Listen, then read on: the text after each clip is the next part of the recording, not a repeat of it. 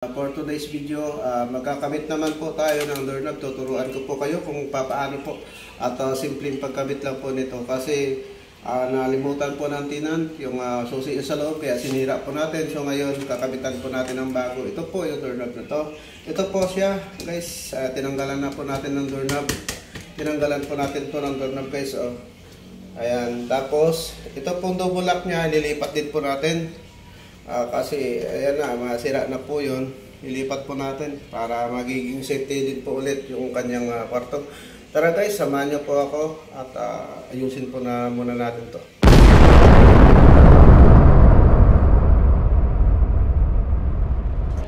Ito po guys, yung first step po natin. Siyempre, kukunin po natin yung doorknob. Ito po yung mga gagamitin. Ito po.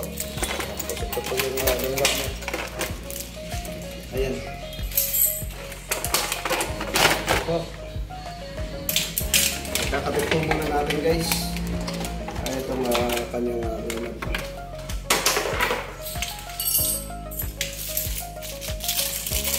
Tapos ito po ay ito po yung gagawin natin guys. Sundutin natin. Ito po yung pinakapanundot na guys. Ito po yung pinakapanundot. Para maalis po natin ito. Dito po natin yan guys sundutin. Ayan, ito po guys. Yan, ito yung pinakasundutan para maalis po natin siya. Ayan, naalis na po yan guys. Ayan, ayan na po siya. So ngayon, lalagay po natin dito yung doorknob. Pero dapat, siyempre, ilagay po muna natin ito guys yung pinakatiti-titi. Pati ito guys, ayan, alisin din natin. I-reverse po natin para mapalitan din po siya ng bagong lock niya.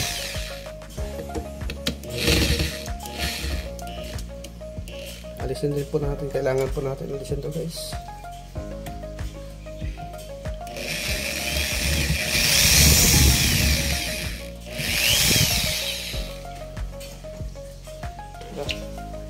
Ayaw.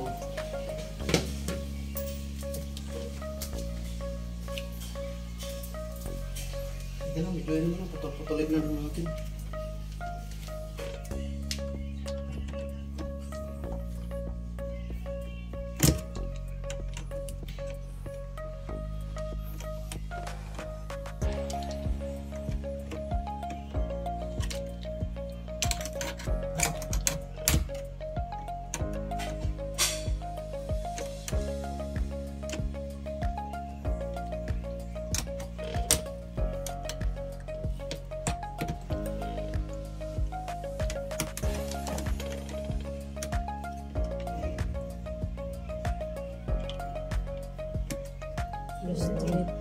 Straight siya.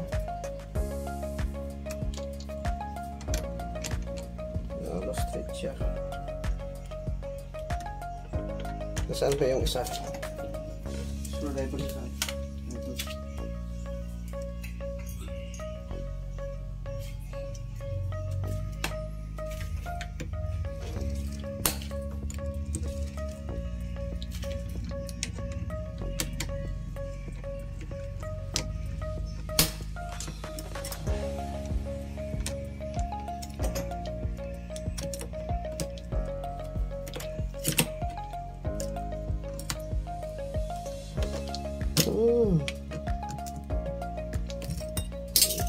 Tok screw pa lang ginawa niya. Ayan na guys, ayan, natanggal na po. So ngayon maglagay po tayo ng panibago. Ito po ilalagay natin.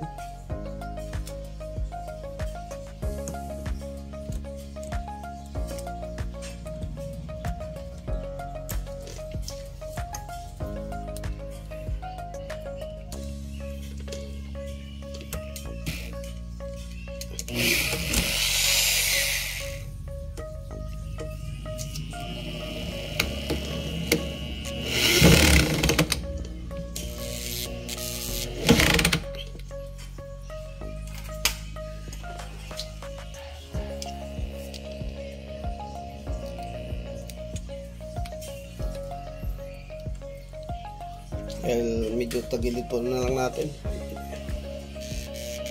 yung screw. Yung mga kagat. Hindi na siya makakagat guys. Dahil kasi yun nga, bingaw na. Bingaw na siya oh.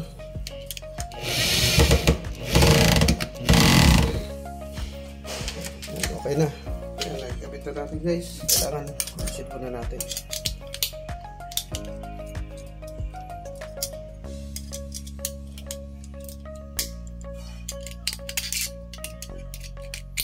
Ayan. Kasi nyo po muna. Ayan, nakaganyan dapat siya. Tapos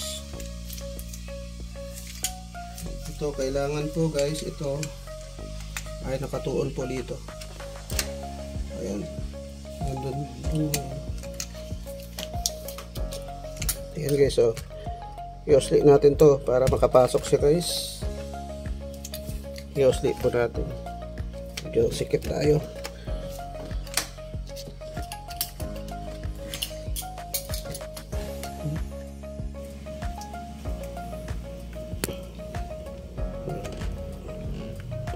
Yan kailangan guys, yan o, yan, i-oslit nyo po to para makapasok po yan. Yan, nakapasok na po yan guys. Oh.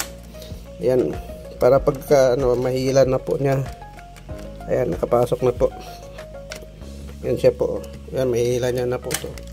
Nakalak pala. Yan, kailangan, ayan guys, tulak nyo ito para maipasok po dito. Ayan, ayan. Ganyan po ang mangyayari ha. So ngayon takpan na po natin. Ito po yung pinaka dalawang screw nya. Yan, ito po. Ito po, ilalak po natin yan. Yan.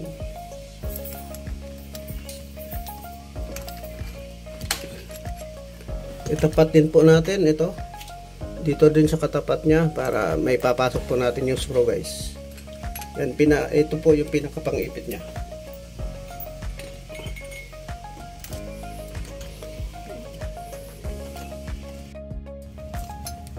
Ayan, nakatapat na po yun guys.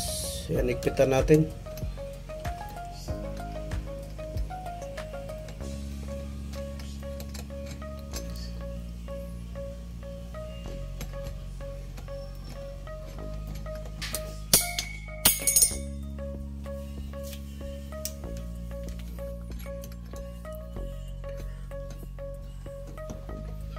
Ayan, ikpitan muna natin bagya. Tapos itong isa alagay din po natin dito sa ilalim. Tapat din po natin.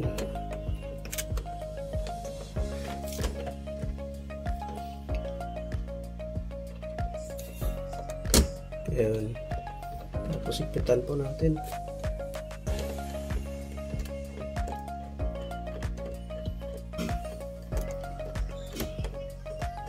Ayan, ito po. Ayan, ipitan na po natin yan guys.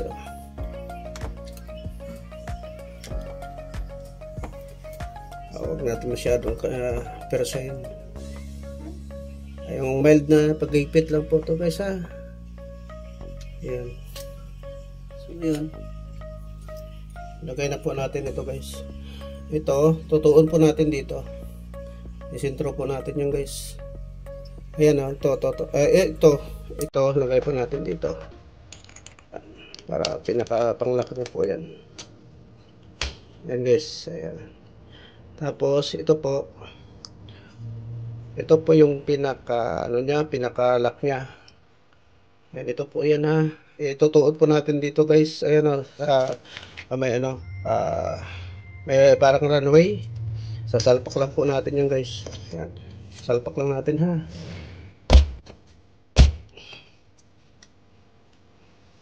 Dahil kasi mayroong lock dito. Ayan, para makapasok siya. Ito natin.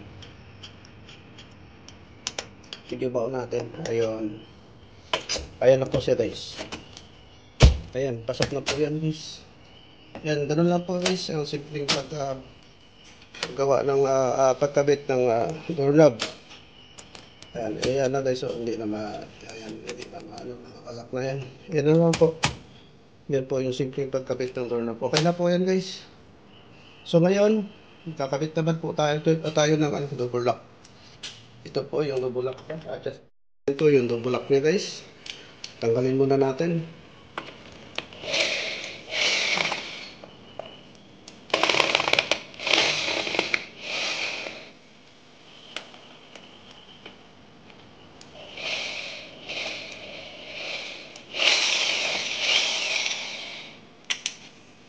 Tanggalin po muna natin guys. Yan. I-adjust naman natin.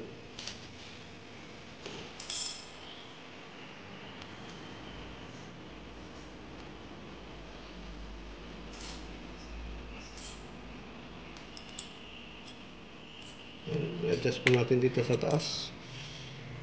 Ano ba yun siya? Ganyan na.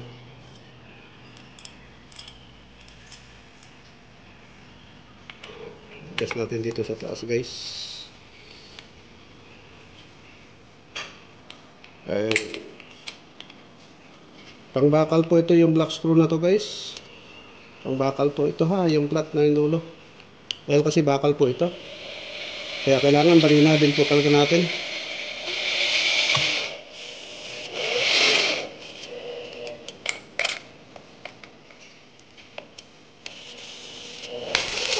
Yun.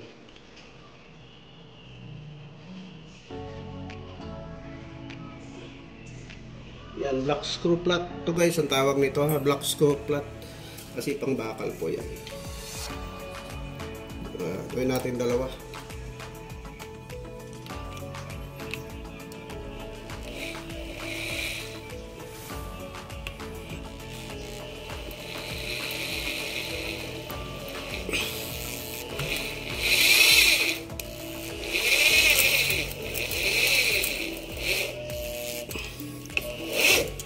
Para mas matibay.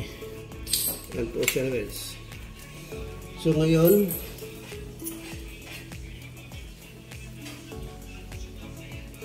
ito naman po yung kakabit natin dito. Ayan, dito naman yan.